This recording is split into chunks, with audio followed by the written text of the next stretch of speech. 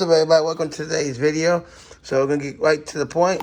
Got the last mod that I could possibly do as far as for performance to the Honda. Then should have the whole calendar. Eventually, I'll make a mod video with mods in the car. But pretty much, if you go to any website that sells performance parts, I'm gonna have the entire catalog from suspension to custom big brake kit to a turbo kit, fully built block, etc. So this is the last part. Don't know. This part's always been controversial. This part actually helps as far as a wheel hop and helps you gain more torque or not. And what am I talking about right here? This is the torque dampener. This is Weapon R's version. I wanted to get, obviously, I would get Weapon R because it's the only ones I know that make Neochrome, Neo TI, Bunt TI parts. Unfortunately, the Bunt TI version is like out of stock, nowhere to be found. I contacted them. They make them in batches, and the most popular torque size is the 8-inch size, which is the size that the smaller cars like the Civic, RSX, etc. use. So for now, we have to go with the other color, gunmetal, because we got an upcoming tune. So I want to give my car every opportunity and every chance to make the number that I want to make. Oh, I also forgot one piece right here. Let me go ahead and grab that box. So this is the torque dampener. It comes in Neochrome, or it comes in gunmetal. So this is the gunmetal version. I'm going to take it out the box right here. Again, I'm just going to open it. I have a appointment on Tuesday to go ahead and install this, and along with finally the underglow kit. This is the Moby underglow kit. You got to remember, I did the interior kit. This is going under the car. I don't have a lift, so the shop's going to go ahead and take care of that. That should have gotten installed if you watched the last video with all the suspension parts that we did, the whole Megan suspension upgrade with the alignment that we did. But I forgot this at the house. So now we're going to get around to get that installed, as well as this. I already let the cat out the bag. Upcoming tune after we get this part installed. I went ahead and I don't know if this part actually will help or will hurt, but I was like, it's the last part I could think of buying besides like going full bag setup. And again, you know, my opinions on airbags are a little bit different than most people when it comes to making power. But it's a strictly show car and wasn't boosted, etc., then I probably would bag a vehicle, because I don't care about, you know, any remnants of power or anything like that. Now, I know people race with bags. That's a whole discussion for another day. Anywho, so the other part I forgot is this. I was watching a video. It's a company that mostly works on domestics, Corvettes, stuff like that. And they were using, again, I know people have confirmed it, that this stuff does actually work. But again, it's one thing to see it on a video, because there's a lot of YouTube videos that lie about things, stock blocks making 800, stuff like that. And to see it in person, like on your own car, or to actually do the data yourself, is different than watching the video and say, oh, that stuff works. What am I talking about? I went ahead and ordered, bam, had to order this stuff, boost tank. Now, this is this octane booster. Now, here you guys go. You guys can kind of see the numbers right here. I'll zoom in for you. Here in the great state of Texas, we're blessed to have 93. So, in theory, this should give me 101 octane, along with, you guys know I have mess injection as well. So with this tune, what I want to do is I want to tune the car to make whatever it's going to make with all the build. You know, everything I put into the car, I want to see if I can hit the number that I've been wanting to hit the number, that I want to hit, okay, without this. This is you guys know that followed me along this journey of showing that the R18 can make power, is that my whole deal about it is to not use E85.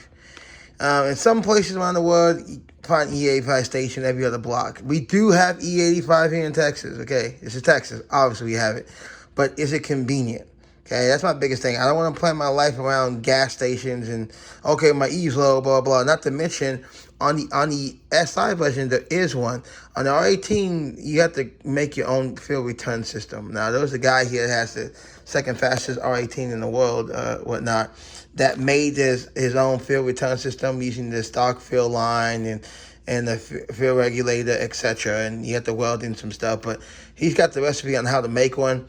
Maybe someday I'll do that. Maybe not, because I just like the cool added feature where it goes, etc. But until then, I've been trying to find ways to raise the octane, make the car cooler to great power, which is why I went with the meth injection. It's easier for me to buy boost juice than it is for me to drive around, you know, 20, 30 minutes out my way just to get E85. I carry jugs of E85 around my place. So I'm just not going to do it.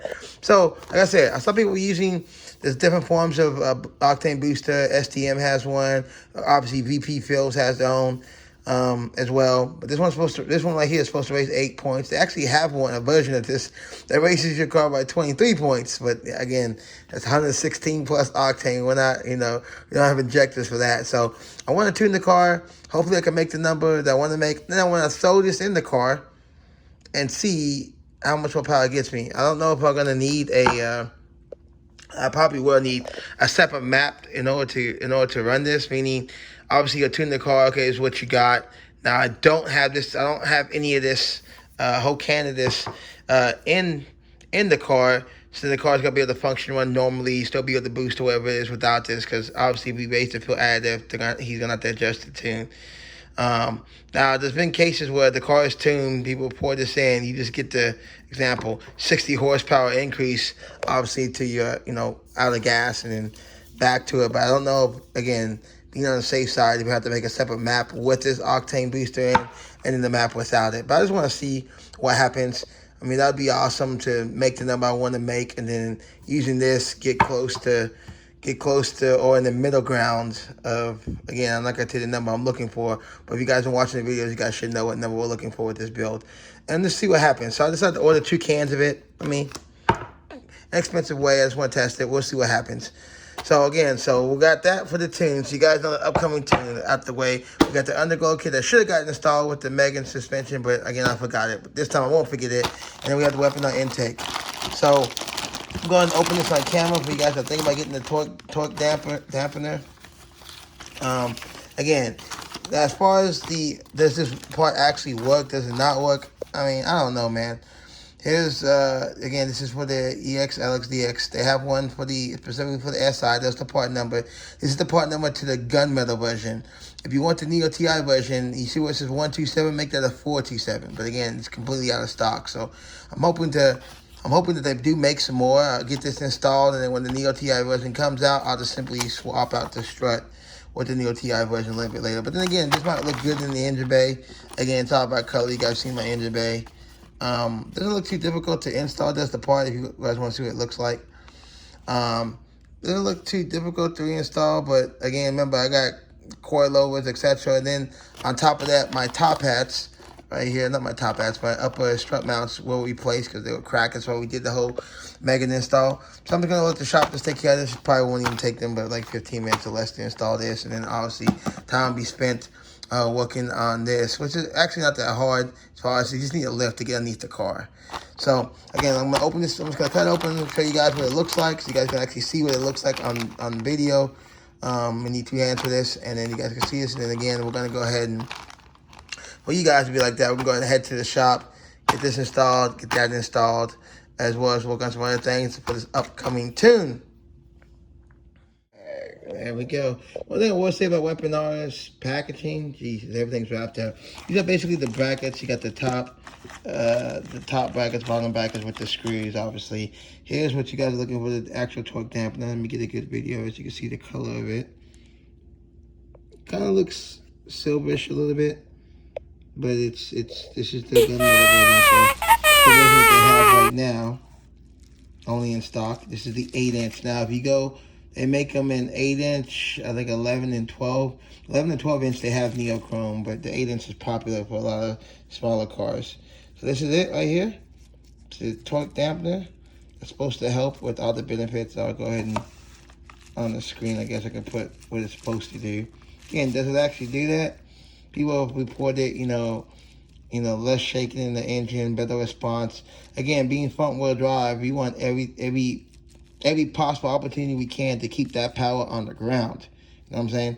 We want to keep that power on the ground. So wheel hop is going to help with wheel hop. Remember, that's why I built the transmission, to help with wheel hop. That's why I added a limited slip, help with the power. So again, I'm very excited about this dyno tune. I should make some damn good torque. I mean, crazy torque, hopefully. I have boost cut right now, but if I go to get on the interstate, I go to push the car, it builds up boost really quick. I mean, like really quick. Car moves, but again, I can't open the car up. It's on. It's not even Super Saiyan right now. It's advanced Goku level right now. They're gonna sell that basement. But for those of you guys like me that want to actually see the color, not on a picture or photograph, this is the gunmetal color. This is what it's gonna look like. Which version you get, and obviously you have the neochrome version. The only part that'll be neochrome will be obviously the centerpiece. So, should be able to swap this strut out if they ever do make the neochrome version again, or I find one. Cool. Obviously, you guys know how I am about used parts. Obviously, once I get the car tuned, this part will have to be brand new. If not, oh well. At least it's colored, matches the flavor of the engine bay, along with the other Weapon R parts I got. Like I said, I really love Weapon R's packaging. They package everything up. So, along with this, we'll get these two parts installed, and then we got the boost thing for the upcoming tune. So, what are we doing all this for? So, I guess I can go ahead and announce this. We have a Phil Fest coming up real soon. So I'm actually in the Phil Fest show. Want to see if I can make the special Cody Walker section. We're gonna see if I can make that section. Obviously, we want the Honda representing at its best, all performance parts you could think of, along with the gang of the turtles and the neons on and etc. So, again, the only reason why we have, because again, people think you see a car with underglow, it's slow. You guys know, a car is fully built, so no, I don't even fall in that category. But the neons are strictly just for shows. When we go to car shows, neons will be on strictly just for the show. As far as driving around town with them, that's not me. You'll never even know I have neons unless it's like obviously in the car show or we're out, at a meet or something like that.